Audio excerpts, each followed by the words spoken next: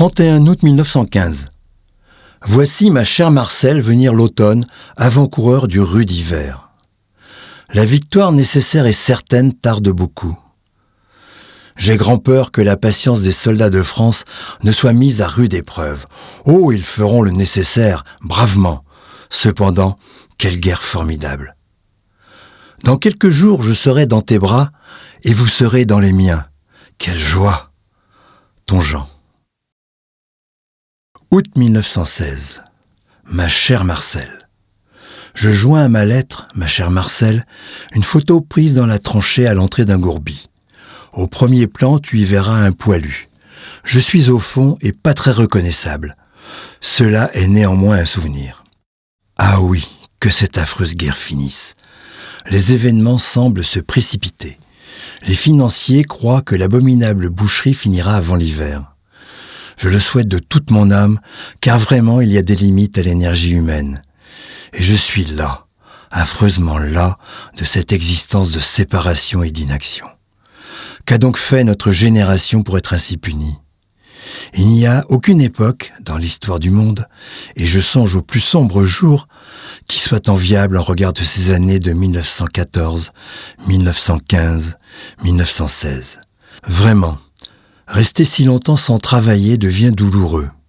Et je me demande parfois si jamais je pourrais reprendre ma vie active à l'atelier.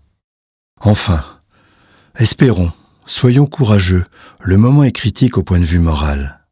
Il faut vaincre, car alors si nous étions seulement qu'à demi victorieux, ce serait la fin de tout après tant et tant de sacrifices.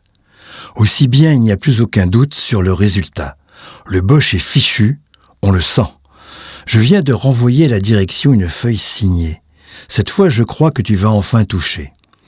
Ah, les brigands, s'ils savaient le mal qu'ils peuvent faire avec cette égoïste indifférence. Je t'embrasse très fort et très tendrement.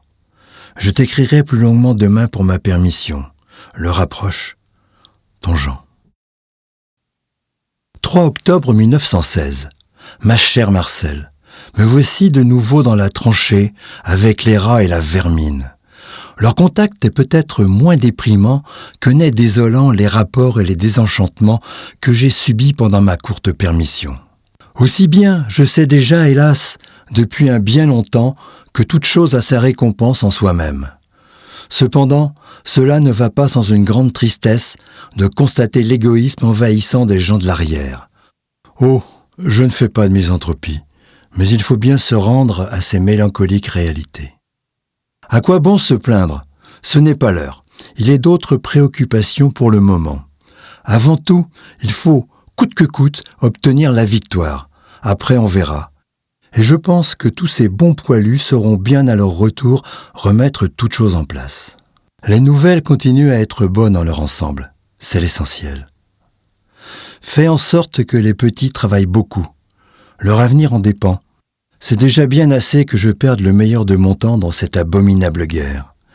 Les beaux jours de la paix reviendront bien. Alors, il sera peut-être possible de sauver du naufrage universel un peu de bonheur. Je vis dans cet ultime espoir. Embrasse les petits pour leur papa. Ton Jean.